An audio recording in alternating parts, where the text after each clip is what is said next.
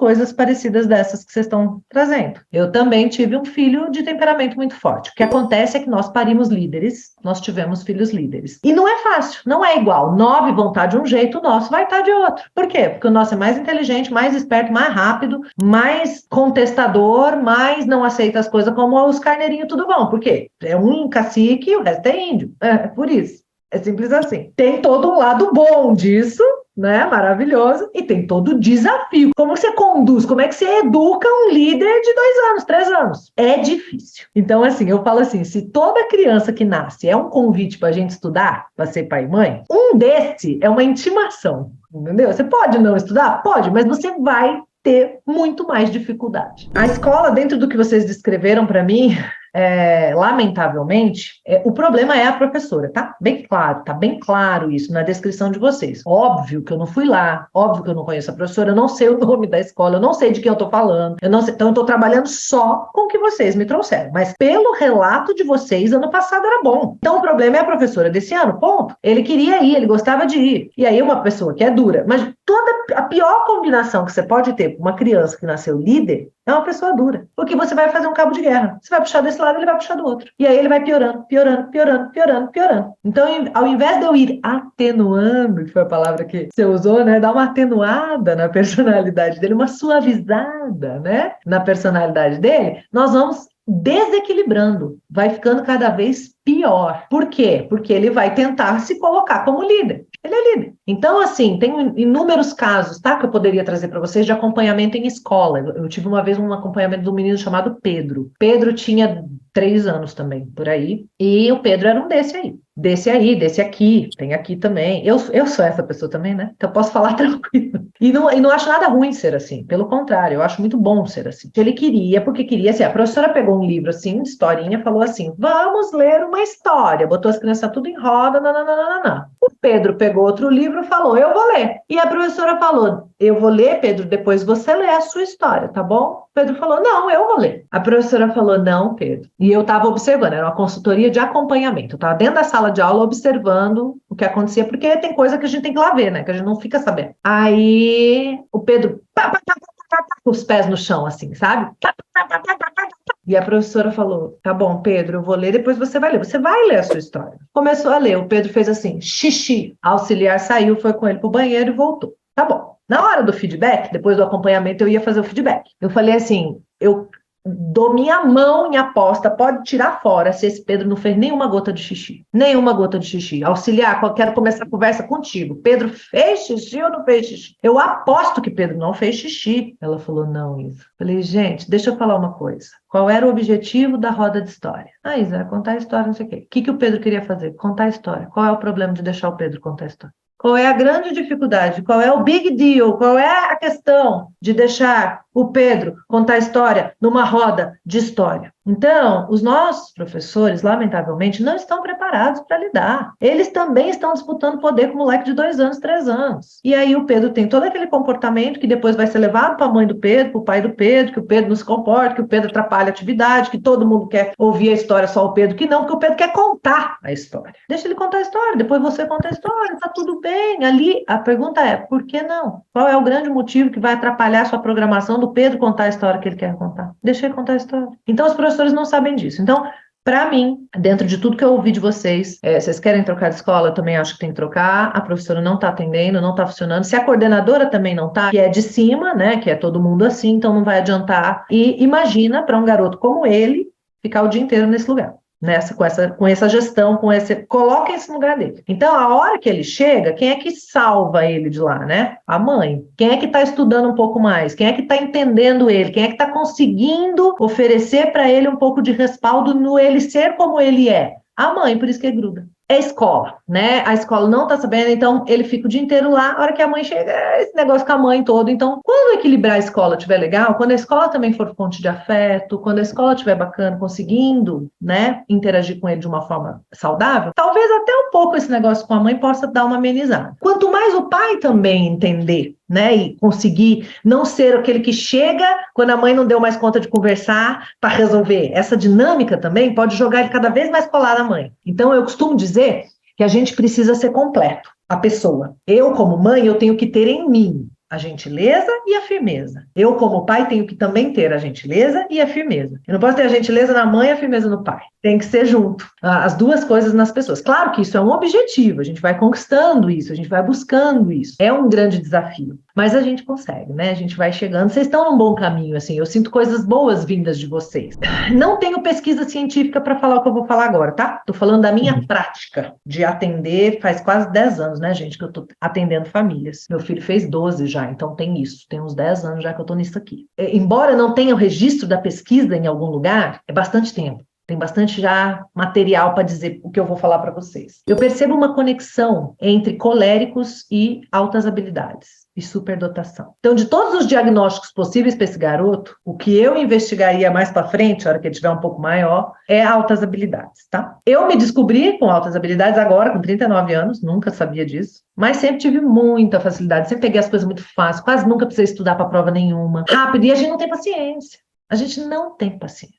Né? Porque a gente já entendeu. Aí o outro tem que ouvir 5 vezes a mesma coisa para entender. A gente já entendeu. Então, eu estou vivendo a mesma coisa com meu filho. Então, são coisas que talvez vocês tenham que lidar. E dentro da estratégia da superdotação, quando você vai estudar, dar aula para os professores para falar, esses dias eu dei uma aula sobre superdotação, a estratégia é o que você falou. Deixa um cantinho para ele fazer uma outra coisa enquanto espera os outros. Enquanto é isso, não é tão difícil assim. Então, é só achar gente com boa vontade, que essa escola, infelizmente, pelo relato de vocês, não está tendo boa vontade para lidar com ele. Na verdade, essa escola está doida para vocês tirarem ele de lá, né? Ele também quer ir embora, vocês também querem tirar, então, assim, quanto antes, tira de lá. Porque quando a escola não quer, Deus o livre, né? A escola não quer, vai ficar, né? Então, mas a estratégia é essa mesmo, é isso que a gente faz, é ocupar esse carinha com outras coisas, ou colocar ele como líder. Se você colocar como líder de arrumar o sapato, de arrumar as bolsas, ele funciona maravilhosamente bem. Esse menino precisa de serviço, ele precisa de serviço, dá trabalho para ele, que ele queira fazer, ele limpa a janela, ele lava as louças, ele faz, ele tem muito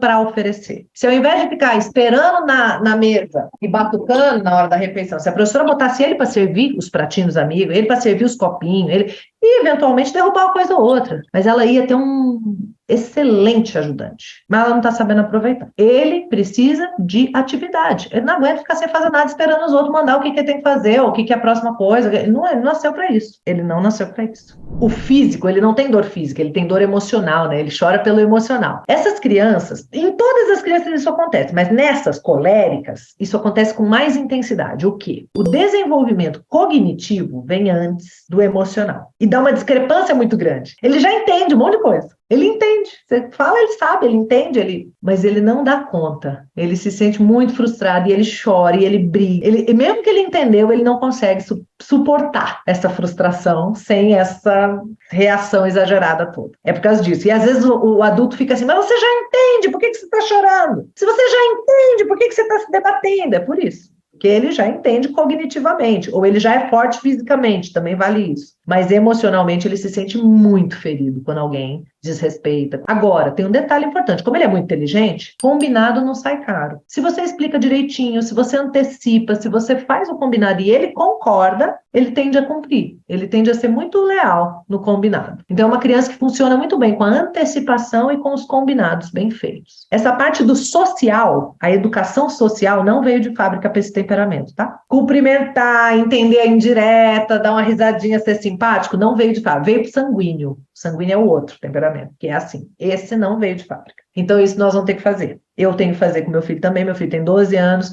De vez em quando ainda pego alguma coisa social que eu falo, não entrou isso ainda. E aí nós vamos lá fazendo um reparozinho, entendendo e tal, e vai funcionando. O que a gente precisa fazer com essa criança? Contar historinhas. Não para manipular, mas para ele entender as coisas. Por exemplo, cinto de segurança. Tem a história do sapinho que pula-pula. Tem historinha para tudo. Quando você conta a historinha, a criança entende. A função da historinha é falar no idioma da criança. Não é manipular, não é convencer. Tem gente que fala assim, Isa, eu conto historinha, meu filho já sabe que a historinha não funciona, que ele já se ligou que eu tô querendo. Falei, mas então você está usando a historinha de forma errada. Não é uma ferramenta de enganar a criança. Não é uma ferramenta de manipular a criança. Não, é de dar consciência. Assim como Jesus contava parábola. Não estava enganando as pessoas. Ele estava falando de um jeito que facilitasse para as pessoas entenderem. Era isso que ele estava fazendo. Se ele falasse para os discípulos lá que ele ia ter que convencer os homens, não sei o que. Ele, não, gente, vocês são pescadores de homens, entenderam? Ah, entendemos. Facilita. Ele não estava enganando, obrigando, manipulando. Não, ele estava facilitando a compreensão. Esse é o objetivo da historinha, tá? Então, nós vamos contar a historinha para a criança entender o que a gente falando. Ah, bota o cinto, senão a mamãe leva a multa. O que é multa, cara? O menino tem 3 anos. Deus abençoe que ele não saiba o que é multa. Põe o cinto, senão pode ter um acidente. O que é acidente? Então, a historinha vai mostrar o sapinho que não pôs o cinto, bateu o carro, esmagou. Ai, agora ele entendeu o que é acidente. Agora ele entendeu por que tem que pôr o cinto. Muda tudo. Então, nós vamos trabalhando com esse menino com histórias. Eu conheci uma criança, deixa eu te contar, sabia que quando eu era pequena eu tinha um amiguinho, eu faço assim, e vamos, e conta história, e conta história, e conta história. E é igual novela, baseado na vida real é verdade. Entendeu? Então você já conta história e ele vai entendendo. A história é um facilitador, é um tradutor da linguagem do adulto para a linguagem da criança. Tem gente que conta histórias tão assim, querendo convencer a criança, que a criança não quer ouvir a história. Por quê? Porque a pessoa não está usando a história como uma facilitação da comunicação. Ela está usando a história para manipular a criança, para convencer a criança. A criança já sabe, depois da história, ela é obrigada a fazer o que a mãe quer. Aí ela não quer ouvir história. E eles pegam assim, ó. Assim, ó. Eles são muito rápidos. Ligar Lé com Cré é fácil. A fala da professora lá da escola, da diretora, eu acho, ele precisa de medo para não se colocar em risco. É verdade, um pouco de medo a gente precisa. Não muito. Mas não ter nenhum medo preocupa. E eu já vi algumas crianças com muito nível elevado de colérico que não tem medo nenhum. A gente precisa tomar esse cuidado, porque todas as emoções precisam existir na gente por alguma razão em equilíbrio. Até o medo.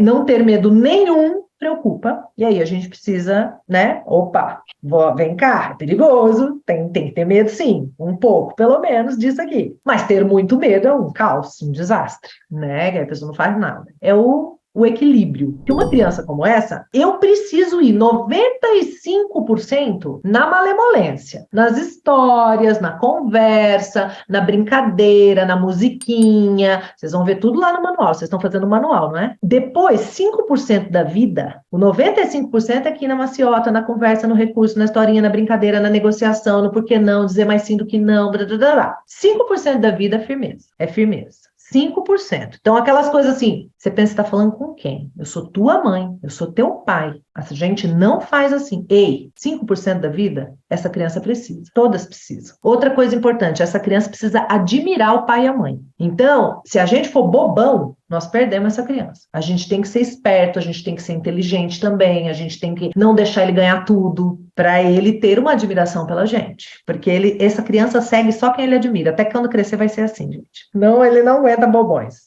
Pronto. Ela fica incomodada com coisas rotineiras. São rotinas desde que nasceu e ele não incomoda. Ele não vai desistir nunca. Mas tem algumas coisas que podem facilitar. A troca de fralda, por exemplo, desde que a criança anda, a fralda deve ser trocada em pé e não deitada. Então, você pega uma criança, presta atenção, criança de 3 anos dessa aí, ela tem cabeça de 30. Ela já queria estar abrindo negócio, assistiu o Poderoso Chefinho? Eles têm uma personalidade que eles nasceram chefe, assim, eles querem já tocar uma empresa, eles querem tocar um projeto, eles têm muito objetivo. Cara, você pega ele, bota deitado com as pernas para cima para trocar, ele fica louco, ele enlouquece, ele não quer parar de fazer o que está fazendo. É humilhante, é degradante isso para ele. É um horror. Ele se sente muito mal. Teve um menino que deu uma entrevista, ele falou assim, eu sou um adulto no corpo de uma criança. Ele falou, essa escola aqui, as brincadeiras são muito infantis. Você não é criança? Eu sou um adulto no corpo de uma criança. O colérico sente isso. Por isso que ele se irrita, ele se sente preso dentro do próprio corpo. Ele queria fazer coisas que ele quer crescer, tá? Esse é um menino que nunca vai ter síndrome de Peter Pan. Ele quer crescer, ele quer ser maior, ele quer ser mais forte, ele quer conseguir fazer as coisas, ele quer dominar o mundo, ele quer. É muito interessante. Troca a fralda com o menino em pé. Outra coisa, põe ele no protagonismo da troca de fralda. O que você puder fazer, ele mesmo limpar, ele mesmo trocar, ele mesmo pôr no lixo, ele adora, ele quer fazer, ele não quer que façam nele. A fralda, a TV também é outra coisa. Cria uma rotina, bota na parede, pega um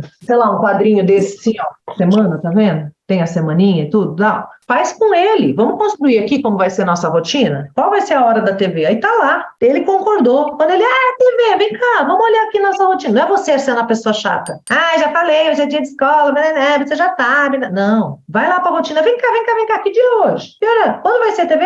Então tá bom. Aqui, quinta, não é? Tem a TV aqui? Que horas que tem a TV aqui? Na casa da avó tá hora. Então TV aqui. TV em casa é quando? No sábado, tá aqui, ó. Ah, a TV do post-it azul. Post-it azul é a TV. Tem post-it azul agora de manhã? Não tem, gente. Quando é que é o post-it azul próximo? Ah, entendeu? Você vai ajudar ele a entender. Não é você que não quer que ele veja TV, que agora não é hora, não é o combinado, não tá na rotina. Não, fica assim, ó. O que acontece de muito comum com essa criança? Fica a criança, o que ela quer, e o adulto se coloca aqui no meio. O que acontece com a raiva dessa criança? Vem para o adulto, que se coloca entre a criança e o que ela quer. Não. Isso aqui que você quer? Então, nós estamos juntos aqui. Vamos pensar, quando é que nós vamos poder isso aqui? Aí nós vamos ajudar a criança a entender quando que é a hora daquilo ali. Eu também queria poder fazer isso agora. Assistir TV é legal, né? Mas agora, que horas são, hein? Fazendo perguntas, presta atenção. Perguntas. Que horas são, hein? Que dia é hoje, hein? Vamos olhar lá na rotina? O que nós vamos fazer? Ah, tá. Ah, então isso aqui tá a hora, né? Beleza. O que você fez? Você disse não para isso aqui, ele ficou com raiva de você, e chorou, e você jogou no chão?